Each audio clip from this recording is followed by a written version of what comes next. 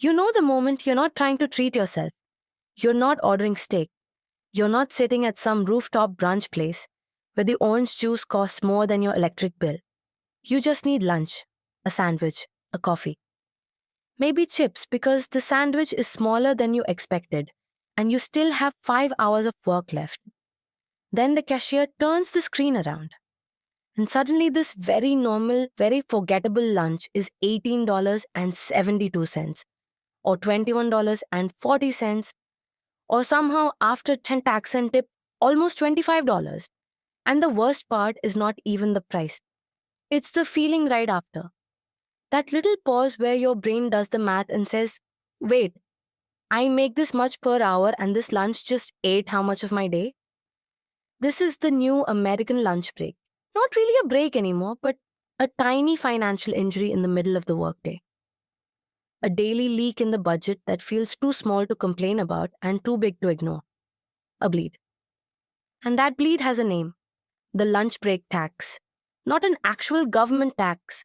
No politician voted on it, and no one sends you a bill in the mail. But it works like one, because if your job requires you to be away from home for 8, 9, sometimes 10 hours, you still have to eat somewhere. And the modern economy has quietly turned that basic human need into a luxury purchase. Here's the crazy part. The money is not disappearing randomly. Someone is capturing it. The landlord gets a piece, the supplier gets a piece, the payment processor gets a piece, the delivery app ecosystem gets a piece. Labor costs, packaging costs, rent, corporate margins, all of it moves through the system before finally landing on the person holding the debit card. You. You are the last stop in the chain. So in this video, we're going to look at where that money actually goes, why the $5 meal quietly died, and why a sandwich can feel like a personal failure even when it's really a system problem. Because when it costs an hour or more of wages just to fuel yourself to keep working, that's not lunch. That's a toll booth. For a long time, Americans had a mental price for lunch. It wasn't scientific. It was emotional. Lunch was supposed to be cheap enough that you didn't need to think about it. Maybe $5, maybe 7, maybe 10 if you were pushing it. That number became an anchor. The $5 combo, the cheap slice, the diner special, the sandwich you could grab without checking your balance first. But that old anchor is now dragging behind a much heavier economy. According to BLS data, food away from home rose 3.6% over the year to April 2026. Now, 3.6% may not sound dramatic. It sounds like a boring number in a government spreadsheet, the kind of number people skim past without feeling anything. But here's what that number hides. It is 3.6% on top of years of increases. It is 3.6% after lunch already became expensive. It is 3.6% applied to the new normal, not the old one. So when people hear food away from home rose 3.6%, they don't experience it as 3.6%. They experience it as, why is this wrap $16?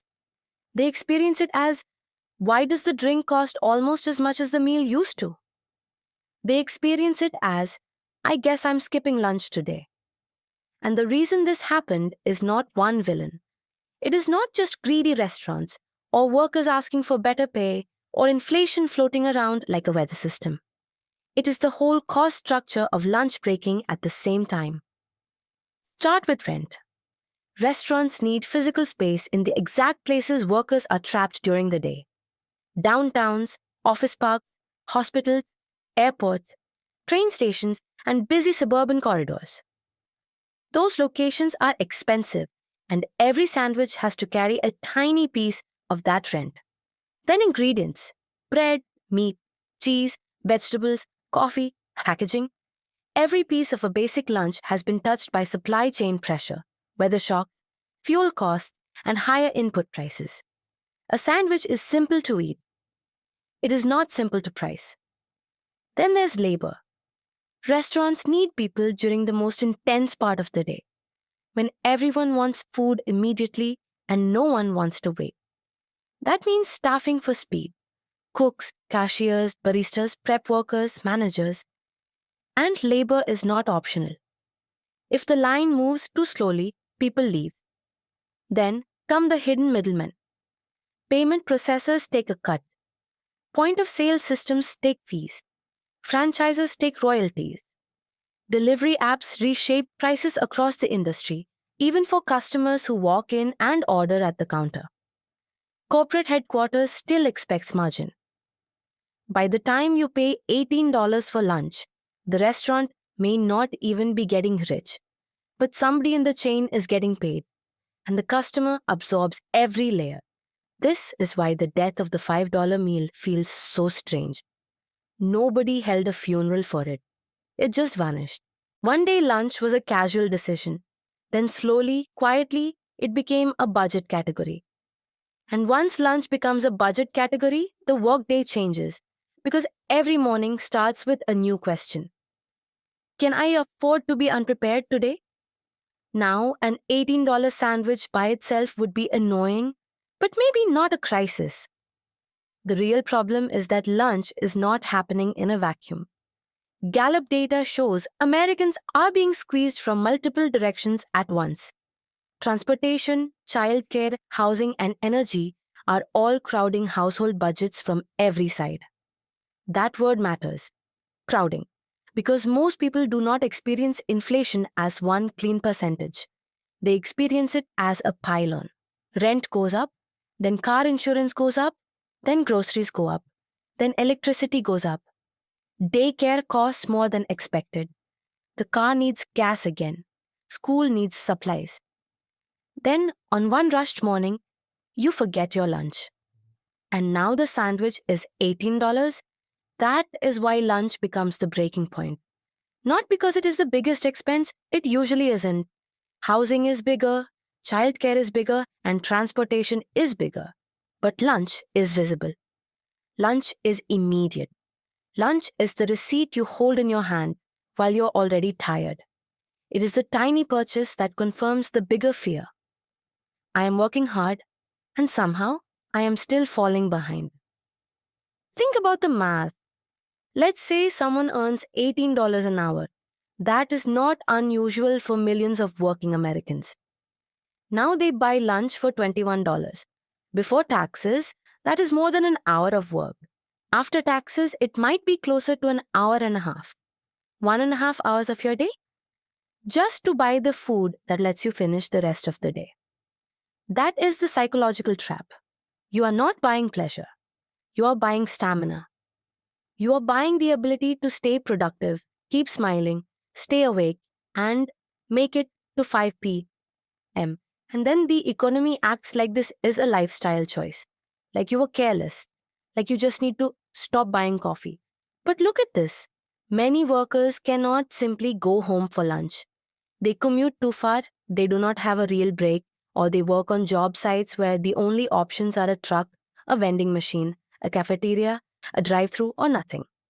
So the advice can start to feel insulting. Just pack lunch. Sure, that can help. But it assumes a lot. Time, planning, a kitchen, a stable schedule, groceries in the fridge, energy at night, clean containers, a commute where the food won't spoil, and a workplace with somewhere decent to eat it. That's not impossible. Millions of people do it. But meal prep is not free. It just shifts the cost from money to time. And time is the one thing working adults already do not have enough of. This is the squeeze. The official economy says food away from home rose 3.6%. The lived economy says, I spent my break deciding whether I deserve lunch. That is a very different number. So Americans are adapting because they have to. The first adaptation is the sad desk lunch.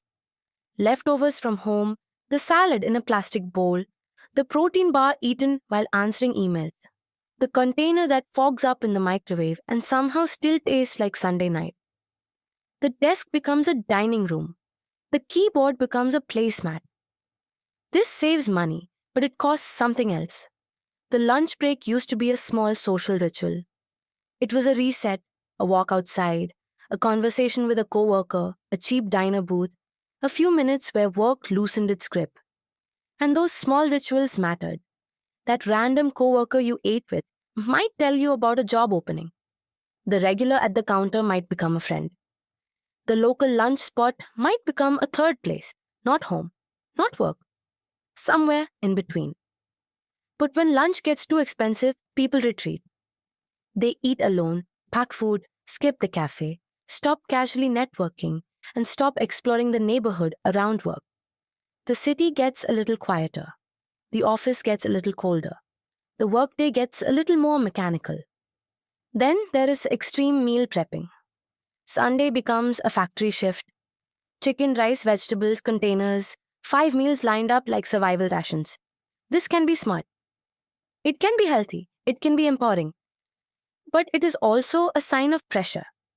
Because when ordinary lunch becomes unaffordable, discipline stops being only a virtue and becomes a defense mechanism. Then there is skipping the coffee, skipping the drink, skipping the side, sometimes skipping lunch entirely. And that has consequences too. Less energy, more stress, more irritability, less focus. A work culture that asks people to be productive all day while making basic maintenance feel expensive is not just inefficient, it is exhausting. This is the larger issue. The lunch break tax is not just about restaurants. It is about how the modern American workday pushes costs onto individuals. You pay to commute. You pay for childcare so you can work. You pay for clothes that look acceptable at work. You pay for coffee because you are tired. You pay for lunch because you are not home. You pay for convenience because the schedule is too tight to do everything the cheapest possible way. And then, when your budget is strained, the culture tells you the problem is your personal choices. But the deeper problem is structural. A lunch that used to be casual is now expensive because every part of the economy around it got more expensive, and workers feel it first because they are the ones standing at the register. They are the ones doing the mental math. They are the ones deciding whether today's lunch is worth tomorrow's anxiety. The lunch break tax is the price of being away from home in an economy that has monetized every gap in your day. The gap between meetings, the gap between job sites, the gap between school pickup and your next shift, the gap between being hungry and having enough time to cook. And in those gaps, the modern economy is waiting with a sandwich, a coffee, a tip screen, and a total that feels just a little too high. Maybe the lunch break tax is small compared to rent. Maybe it is small compared to childcare. Maybe it is small compared to a car payment. But that is exactly why it matters. Because financial pressure usually does not arrive as one dramatic collapse. Most of the time, it arrives as 1,000 tiny cuts. A coffee you stop buying, a sandwich you resent, a lunch break you spend budgeting, a workday that costs money before it even pays you. And once you see it, you cannot unsee it. The question is not just, why is lunch so expensive? The question is, why does it cost so much just to get through the day? So here's my question for you. What was the exact meal and the exact price that made you stop buying lunch out? Was it a $19 sandwich, a $7 coffee, a drive-through order that used to feel cheap and suddenly felt insane? Drop it in the comments. The meal, the city, the price. Because I think if we compare notes, we'll see something bigger than lunch. We'll see the real cost of the American workday. And if this video made you feel a little less crazy about the price of a normal day, subscribe. We break down the hidden systems behind everyday life, the costs you feel, the receipts you keep, and the economy hiding in plain sight.